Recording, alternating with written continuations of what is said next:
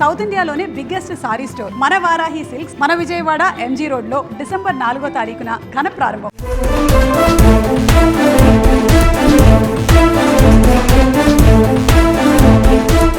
సాధారణంగా క్యాలెండర్లో నెల మారిందంటే ఎన్నో కొత్త నిర్ణయాలు అమల్లోకి వస్తూ ఉంటాయి. ఆర్థికపరమైన అంశాలకు సంబంధించి చాలా మార్పులు వస్తూ ఉంటాయి కూడా.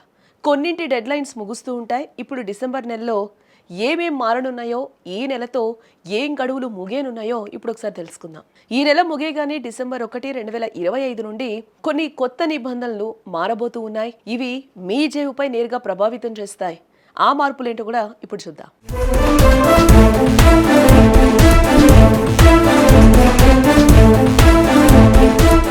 ఆధార్ కార్డులో మెయిన్గా మార్పులు వచ్చే అవకాశాలు కనిపిస్తూ ఉన్నాయి. Unique identification authority of India December 1 నుండి ఆధార్ కార్డులో పెద్ద మార్పులు చేయబోతుంది.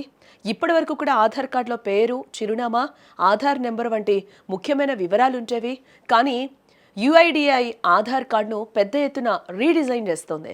ఇందులో కేవలం హోల్డర్ ఫోటో, ఒక క్యూఆర్ కోడ్ మాత్రమే కనిపిస్తుంది. పేరు, చిరునామా, 12 అంకెల ఆధార్ నెంబర్ వంటి వ్యక్తిగత వివరాలు కార్డుపై కనిపించకుండా తొలగించబడతాయట. ఇప్పుడు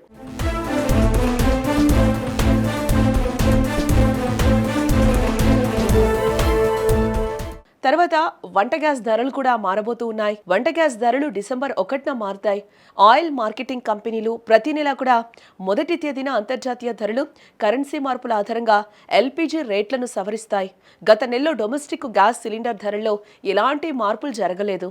ఇప్పుడు డిసెంబర్ 1న గృహ వినియోగదారులకు ఉపశమనం లభిస్తుందా లేక ఖర్చు పెరుగుతుందా అనేది కూడా ఇప్పుడు తెలుస్తుంది.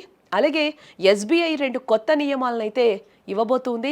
State Bank of India December 1 నుండి 2 కొత్త నిబంధనలను అమలు చేయబోతుంది.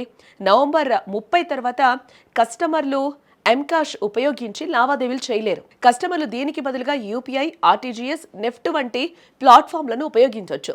ఏటీఎం ఫీజుల్లో కూడా మార్పు చేయబడింది. ఇది డెబిట్ కార్డు వినియోగదారులపై ప్రభావం చూపుతుంది. నిర్ణీత పరిమితికి మించి లావాదేవీలు చేస్తే సుమారు ₹2 అదనపు ఫీజు వసూలు చేయబడుతుంది.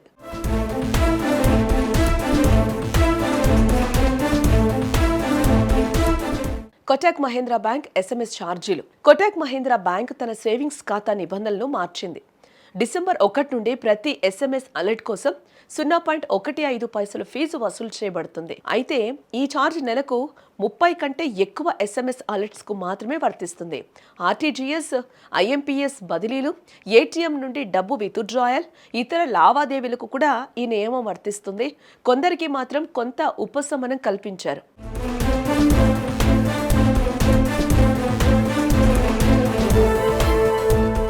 ఇక లేబర్ కోడ్ కార్మిక చట్టంలో కూడా మార్పులు రాబోతూ ఉన్నాయి. డిసెంబర్ 1 నుండి న్యూ లేబర్ కోడ్ అమల్లోకి రానుంది. దీని ప్రకారం జీతం నిర్మాణంలో మార్పులు కనిపిస్తాయి. ఉద్యోగులు మొత్తం జీతంలో 50% బేసిక్ సాలరీ అవుతుంది. దీంతో పాటు 1 సంవత్సరం తర్వాతే గ్రాట్యుటీ పొందే నిబంధన కూడా అమల్లోకి వస్తుంది.